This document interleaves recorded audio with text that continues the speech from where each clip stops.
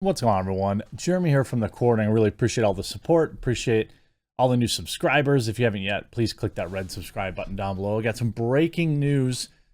News will be coming pretty fast and furiously in the Elon Musk versus Twitter lawsuit, and Elon has suffered his first loss.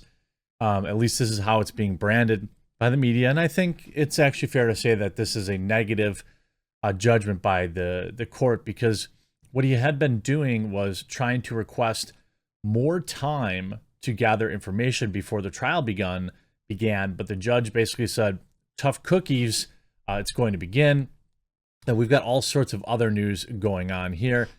Elon Musk loses court battle against Twitter as judge sets date for major trial. Now, the market has yet to react to this, but all day, it's up. Twitter's up 4% to nearly $40 a share, $39.77 right now. So maybe people actually believe that this deal is going to be forced through by Twitter or by the courts. It's interesting. You see, Seeking Alpha writes, Twitter gains 3% as Delaware judge orders October trial. You see, Twitter gains 4% as Delaware judge orders October trial in setback to Musk.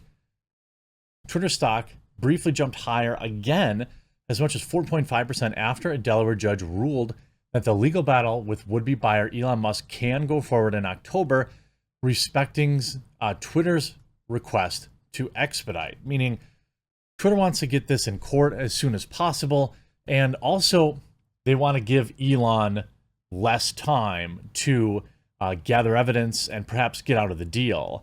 This served as a huge setback for Musk and his legal team, which argued that the case should not be expedited and perhaps delayed as long as February 2023.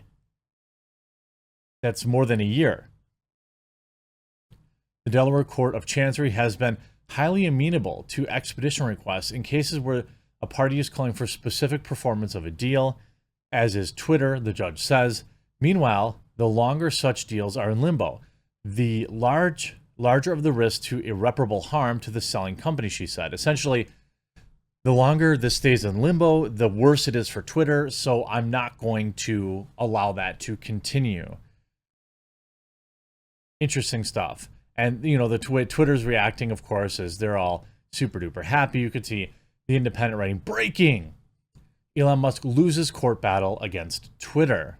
It's a pretty spicy title, pretty baity for sure. As it seems, I'm not allowed to read this. Twitter goes up. Musk had no intention of buying Twitter. It was all a publicity stunt. I'm starting to think that's the case here. I actually don't believe that. I believe that. I don't believe that it was a publicity stunt. It makes sense. Many investors lost money in the stock market because of him, his voice, sound, noise. He is the richest person in the world. What? How can he lose a court battle that hasn't taken place yet? Clickbait headline. He wanted to delay it to February. That's not what happened. So most of the people here, again, get the right headline. Elon Musk has lost a fight to delay Twitter's lawsuit against him, the Delaware judge says.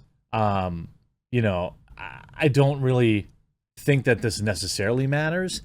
If he has the data that he says he did or that he hopes he does, then this is just going to, for me, I do want it to be happening quicker. I don't want this to go. I wouldn't have wanted this Twitter to be in limbo for a year and a half. That's absolutely insane. But that's the way it is. Elon Musk loses his first battle against Twitter. The trial will take place quickly. What's interesting though? There was a pretty interesting article published today, or late yesterday. Exclusive: fake accounts fueled the Snyder cut online army. Zack Snyder was becoming increasingly agitated. Over the course of several weeks in the spring of 2020, the director repeatedly demanded that the names of the two producers, Jeff Johns and John Berg, be removed from his upcoming recut of Justice League, the DC superhero film that had tanked back in 2017. His high-powered CAA agent began calling Warner Brothers daily to check on why the pair hadn't been removed from the list of credits. Simultaneously, Snyder's wife, another producer on their film, started pressing an executive in the studio story department with the same directive. A toxic social media movement had already begun building around the director since 2018, spiking with online cries, Warner Brothers to release the Snyder Cut. The reason this is important is it's interesting. Like the media, Rolling Stone is basically like a leftist shill outlet now, but they just did a bunch of research that now claims that much of that movement was bots. Now we do know that mainstream media, when it's something good, quote unquote, in their opinions, that gets trending, that is clearly pushed by bots. There are several really low IQ, low energy Twitch streamers that get like 10, 20,000 likes on tweets, but can't break 500 viewers on Twitch very often, that are clearly using bots. Nobody says anything about that. But like when it's like, let's say a Republican trend or an anti-establishment trend that gets trending, well, that's definitely bots. It has to be bots. The truth of the matter is both quote unquote sides use bots. Everyone uses bots. I mean, I don't even know how you would go about that. But I mean, people from both sides of the political aisle, in particular, you look at like the New York Times with millions and millions of followers and rarely getting more than 100 likes on posts. Are those followers real? Sure seems unlikely. But Elon Musk isn't the first to walk away from a deal. Here's how similar cases have ended. So there is some kind of precedent where people do get out of these deals.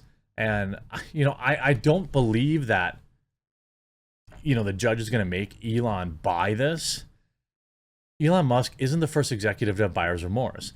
The Tesla and SpaceX CEO told Twitter this month that he was backing out of a $44 billion takeover. Twitter in turn filed a lawsuit against Musk.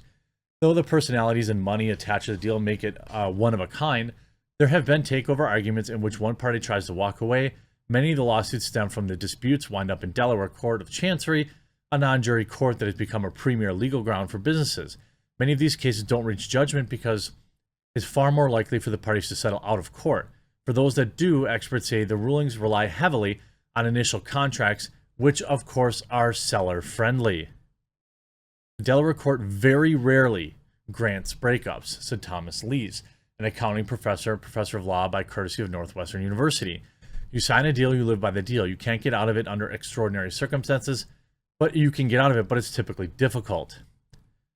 Tyson Foods agrees to purchase meat distributor IBP for $3.2 billion in January 2001, but a harsh winter led to poor performance from IBP. Tyson soon began to have second thoughts. Tyson's announced that it planned to terminate the deal. The company claimed IBP failed to disclose crucial information and argued that declining performance was evidence of adverse effect, a circumstance laid out. But a judge in the Delaware Court of Chancery did not consider a short-term hiccup in earnings to be material adverse effect.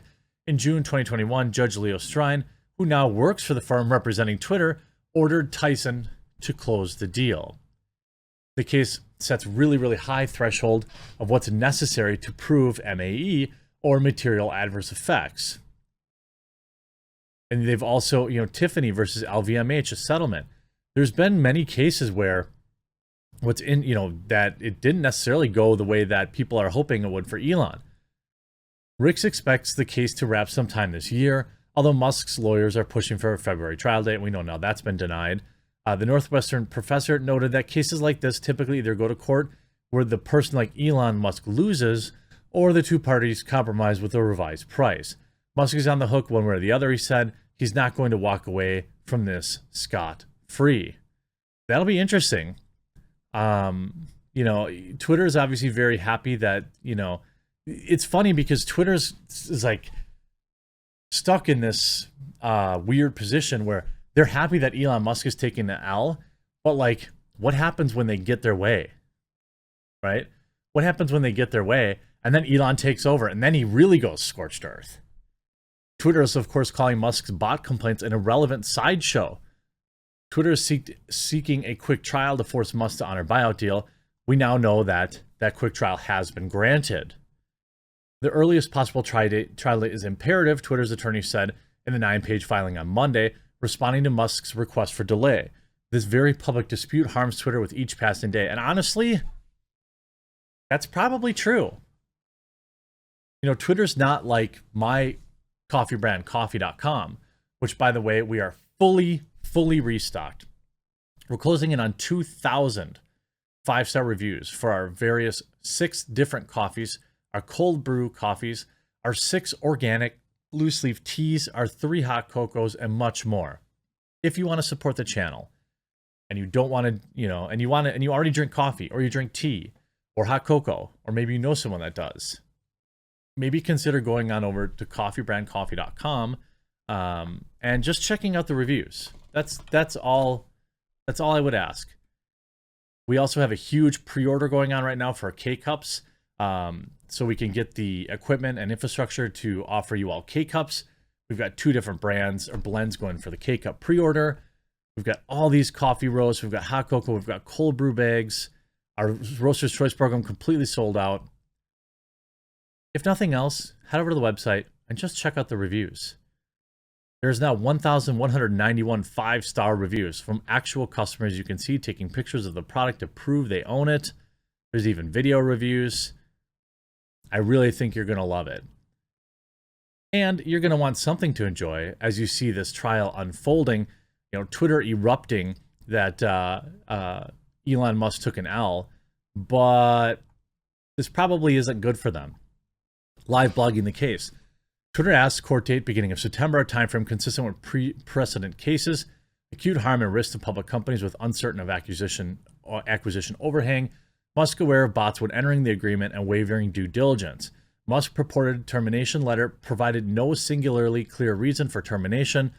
Musk drama equals drumbeat of attack, but puts Twitter under substantial and increasing risk to every possible constituency. Musk was doing his best to run Twitter down, create exposure for Twitter. His conduct is a willful breach. They say this is live tweeting from the court. Musk claims need complex technical discovery to determine if there is a greater than 5% amount of bots. Nothing in MA turns on that question, does not mention bot spam or anything like that. An invented issue to complexify the case is what prosecution said. Musk claims Twitter represented no more than 5% of fake accounts. SEC disclosure simply to say Twitter had an MDAO estimation process, which may be wrong. Buyer looking to conjure an exit path. Bot issue is a pretext. Buyer's remorse is what their lawyer says. At the end of the day, that's it. No more quick trial. We'll have to see. I'm looking forward to a fall full of interesting Twitter versus Elon court drama. I hope you enjoyed this video. If you did, click that red subscribe button down below. We'll talk to you again real soon.